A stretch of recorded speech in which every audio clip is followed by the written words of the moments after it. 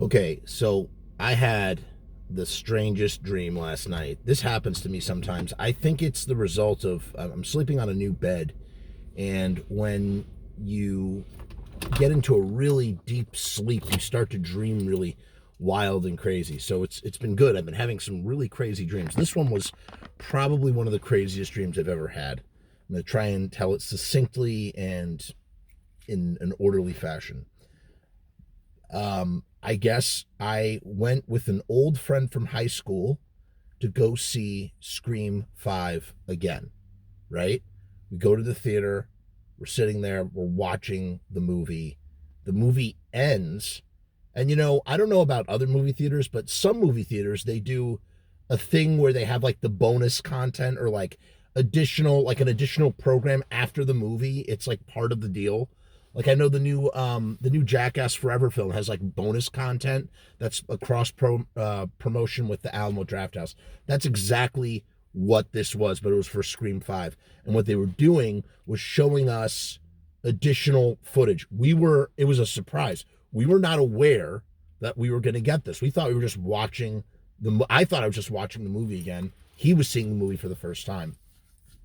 And as we're watching this film, then this happens in dreams a lot. Sometimes you just imagine faces that don't really exist. Like, those photographs like that are composited by AI, they automatically generate a person that is a composite of a bunch of other photos and like they don't actually exist. This is one of those these are the actors that are in this movie, but yet they are name actors. I just don't know who they are. That like disassociation, it happens sometimes in dreams. So these are all characters in the film that do have no like connection in real life. And yet they are like in the story, and I guess we're in some sort of flashback, and we are actually at Stingray's house. Stingray from Cobra Kai. That's right. Stingray is in the film now. And even though he's not in the film in real life and that I'd seen the film in real life, again, in my dream state and dream logic, there was no questioning it. We go into this house and it's like one of those houses kind of like from the 80s where like everything has, wall-to-wall carpet. It's hard to describe. We go into the backyard. Everything's artificial. There's like fake grass that was like a lawn that was like, something like that's super tacky but feels like it was like in fashion to do that. Like, hey, let's put down some fake astroturf, and we have these fake like mushroom flowers or whatever. So we're being shown around. We're now in the movie somehow. And not only that, we are now investigative reporters. That's right. We're doing an investigation into Stingray's house, and we are actively investigating who might actually be the killer, even though we would know who the killer already was because I've seen Scream before. So this is so bananas. I'm trying to remember the dream. If I don't tell you now, I'll never remember it. It'll be gone. It'll be gone. So we go inside the house, and the house is disgusting. It's covered in mold and filth, and I can't even describe it. It's like an 80s style house, and it opens up and it goes from daytime to nighttime out of nowhere, and suddenly we're in a party. We're in the party. Some party. Stingray is showing us around to different people, and suddenly it's like we're in this, like, how in like series and serialized television, you'll flash back to something and you'll see characters talking. You may not even register who they are, but suddenly they are some sort of significance. And all of a sudden, out of nowhere, I think it's Kieran Culkin who's in. Is it Kieran or Rory Culkin who's in Scream 4, who plays the Scream 4 killer?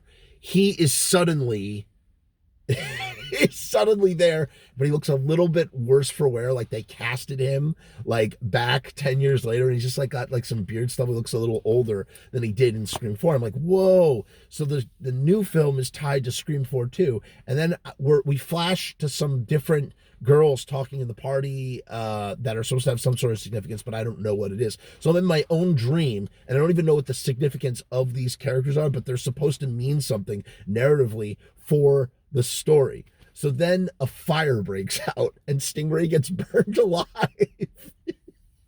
And they're like, we find out like the jig is up, like somebody's gonna murder something, and then the craziest thing happens. So then like everything fades to black and then fades back up, and suddenly Neve Campbell as Sidney Prescott, and then like other kids, I guess like maybe the new kids from Scream 5, but it's not actually them. They all become, they're all traveling on a space station. They've been frozen for 1,000 years, and they like wake up or something, and they've been transformed into sort of like Mighty Morphin Power Ranger characters to defeat Scream Ghostface. I don't know. And they're like one of them is bluish green and like has like beast features, like Beast from the X-Men. So and then it's like all I was thinking of as I was talking to my friend, I'm just going, wow, they're really trying to cash in on these Scream sequels, man. They're trying to continue this without the ghost face. I don't know. Or they're trying to keep it for they're trying to keep it in the future. They're trying to have more sequels. And there's so many more details that I can't remember, but it was just absolutely a batshit crazy dream where I had no idea. And it's what's so amazing is that, one of two things is happening. Either my brain is creating this stuff and I'm like, there's so much creativity inside of my head that I'm not even utilizing. I'm utilizing a fraction of the amount of creativity in my head. I think that's true with the dream world. We get to use all of our creativity, and some of it is not focused, which causes the dreams to go off the rails and haywire. Second thing, that my brain is not creating this, and that when we dream, nobody actually knows. Who knows that I am somehow transported to another dimension, or where I am hallucinating, or I am, in some other place where creativity in the mind and thinking in some other dimension of reality that allows me to imagine things. I don't know. I don't know what the hell that means, but dreams are friggin' crazy, and I've had tons of them. And like I said, I tend to remember them better if I talk about them verbally in real life, whether that's writing them down in a journal. I've had dreams that I still remember from 12 years ago because I journaled about it immediately after I have the dream. So it's like it's almost like these memories that get hardened and solidified by talking about them or thinking about them or in the real world. That's how they get, and it's just so interesting how that all that works. So that is my dream about Scream. The characters of Scream turn into Mighty Morphin Power Rangers, and that's insane. Goodbye.